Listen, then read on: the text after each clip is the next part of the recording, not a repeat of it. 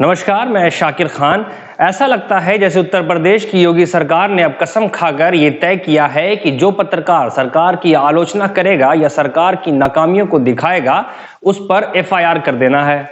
क्योंकि कुछ हफ्तों में यह खबर सामने आ ही जाती है कि उत्तर प्रदेश में किसी पत्रकार पर एफआईआर दर्ज हो गई है और उसे जेल भेज दिया गया है। इसी सिलसिले को योगी सरकार ने टूटने नहीं दिया, जो रिकॉर्ड जो खराब हो जाता, और इसे बरकरार रखते हुए राजदीप सरदेसाई सहित अन्य 6 लोगों पर एफआईआर दर्ज कर दिया है।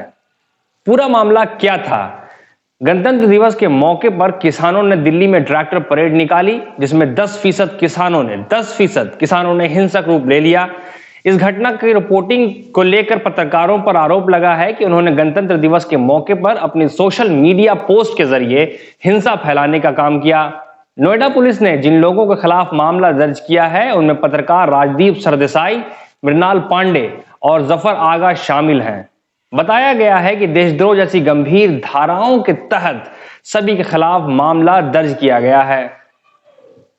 ये तो ऐसी खबरें थीं जो सुर्खियां बन गईं, परंतु उत्तर प्रदेश में पत्रकारिता यानी सच्ची पत्रकारिता करना अपराध सा लग रहा है, यह महसूस करवाया जाता है और लगातार क्षेत्रीय पत्रकारों को प्रताड़ित किया जा रहा है।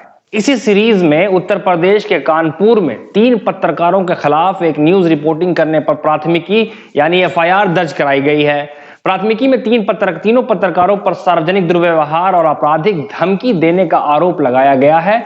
पत्रकारों ने पिछले हफ्ते उत्तर प्रदेश के स्थापना दिवस यानी फाउंडेशन डे पर आयोजित एक कार्यक्रम के बारे में खबर दिखाई थी।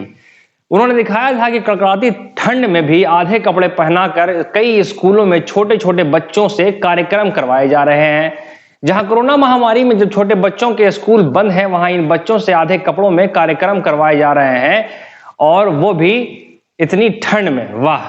ये पत्रकार राज्य की राजधानी लखनऊ से करीब 170 किलोमीटर दूर कानपुर देहात के हैं, स्थानीय चैनल के हैं और वहां काम करते हैं। उसी चैनल पर यह खबर दिखाई गई है।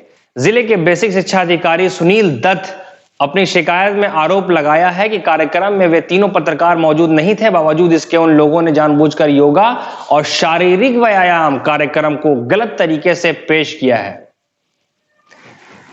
यह कार्यक्रम रविवार 24 जनवरी को स्थापना दिवस के उपलक्ष्य में यूपी दिवस मनाने के दौरान आयोजित किए गए थे। स्कूली शिक्षा को लेकर जो स्थिति भारत में है वह इतनी दयनीय है कि हर एक को उसके बारे में पता है, सभी नागरिकों को उसकी स्थिति के बारे में मालूम है, लेकिन फिर भी शिक्षा के मुद्दे कभी भी मुख्य तौर पर किसी भी चुनाव में नहीं रखे गए। खासकर हिंदी हार्टलैंड कहलाने वाले इलाके में बात करें तो उसमें सबसे खराब हालात उत्तर प्रदेश और बिहार की है। उत्तर प्रदेश और बिहार के कई स्कूल में बिजली नहीं है, सही तरीके से कमरे नहीं हैं, कमरे हैं तो तबेले और अस्तबल जैसे हैं, बच्चों को ठूंस दिया जाता है। क्लासरूम जिसमें वेंटिलेशन नहीं है, जहां गर्मियों में बच्चे पसीने में डूब जाते हैं। कई जगहों से यह रिपोर्ट तक आई कि कई स्कूलों में शिक्षक और बच्चे खुले में शौच करने के लिए मजबूर हैं। एसी कमरे में बैठकर पॉलिसीज बनाने वाले अफसरों और नेताओं को शर्म तक नहीं आती है, क्योंकि उन्होंने अपने शर्म को ताकतवर लोगों के पैरों में रख दिया है। जिस तरीके से स्कूलों की जो हालत है, उस पर विधानसभा में पूरे सत्र विचार करना चाहिए और उनकी स्थिति कैसे सुधरेगी उन पर बात होनी चाहिए। मगर योगी सरकार इस बात पर बिजी है कि किसकी शादी करनी चाहिए और किससे करनी चाहिए। उत्तर प्रदेश में पिछले कुछ वर्षों में पत्रकारों पर एफआईआर और पत्तलकारों को सराहना की स्थिति न्यू नॉर्मल बन गया है। जब कोई पत्रकार सरकार की आलोचना या सरकार की आलोचनात्मक खबरों को छापे या प्रसारित करेगा तो एफआईआर हो जाएगा, जो बहुत ही भयावह स्थिति उत्पन्न कर सकता है। धन्यवाद।